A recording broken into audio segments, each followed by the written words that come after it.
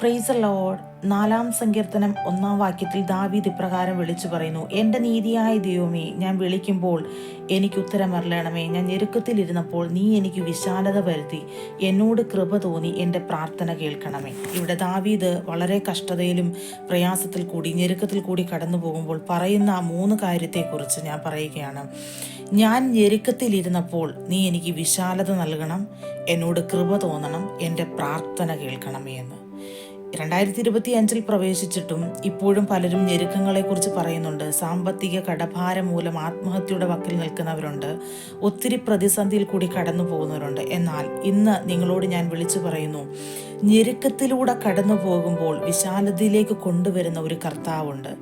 യബ്ബേസിന്റെ അതിരുകളെ വിശാലമാക്കി എന്ന് വചനത്തിൽ പറയുന്നു. യബ്ബേസ് ഒരു വ്യസനപുത്രനായിട്ടാണ് ജനിച്ചതെങ്കിലും അതിരുകളെ കൽപ്പിച്ചപ്പോൾ, യബ്ബേസ് കൽപ്പിച്ചപ്പോൾ അതിരുകളെ വിശാലമാക്കി. നിങ്ങളുടെ നാവിൽ ദൈവം അധികാരം തന്നിട്ടുണ്ട്.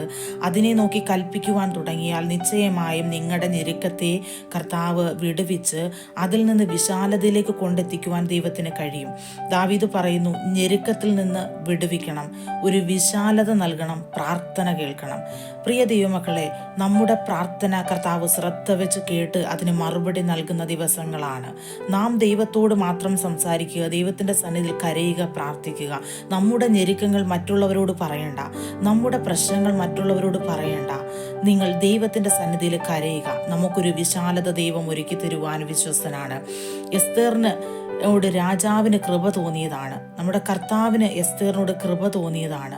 പ്രാർത്ഥനകൾക്ക് മറുപടി കൊടുത്തതാണ് എസ്തേറിന് വേണ്ടി ദൈവം പ്രവർത്തിച്ചെങ്കിൽ, ദാവീദിൻ്റെ വിഷയത്തിനകത്ത് കർത്താവ് പ്രവർത്തിച്ചെങ്കിൽ, ഇന്ന് ഓരോരുത്തരും കേട്ടുകൊണ്ടിരിക്കുന്ന ദൈവമക്കളെ, നിങ്ങളുടെ വിഷയത്തിനകത്ത് എൻ്റെ കർത്താവിന് പ്രവർത്തിപ്പാൻ അധികം സമയമൊന്നും വേണ്ട. നാം ദൈവത്തിൻ്റെ സന്നിധിയിൽ വിശ്വസ്തരായിരുന്നാൽ മാത്രം മതി. 107-ാം സങ്കീർത്തനത്തിൽ തന്നെ 6-ാം വാക്യത്തിൽ ഇങ്ങനെ പറയുന്നു: അവർ തങ്ങളുടെ കഷ്ടതയിൽ യഹോവയോട് നിലവിളിച്ചു, അവൻ അവരെ അവരുടെ ഞെരുക്കങ്ങളിൽ നിന്ന് വിടുവിച്ചു. നമ്മുടെ കഷ്ടതയിൽ നാം ദൈവത്തിൻ്റെ സന്നിധിയിൽ നിലവിളിക്കുമ്പോൾ അത് വൃഥാവല്ല. കരയുന്നതും പ്രാർത്ഥിക്കുന്നതൊന്നും വൃഥാവല്ല. നമ്മുടെ കഷ്ടതയിൽ, നമ്മുടെ ഞെരുക്കത്തിൽ, നമ്മുടെ വേദനയിൽ ഇറങ്ങി വന്ന് നമ്മോട് കൂടെ പാർക്കുന്നതാണ് നമ്മുടെ കർത്താവ്. നമ്മുടെ വേദനയ്ക്കകത്ത് നമ്മോട് ചേർന്നിരുന്ന് നമ്മുടെ കർത്താവ് നമ്മുടെ വിഷയത്തിന് മറുപടികളെ നൽകും. നമ്മുടെ ഞെരുക്കത്തിനകത്ത് നിന്ന് കർത്താവ് നമ്മളെ വിടുവിക്കും.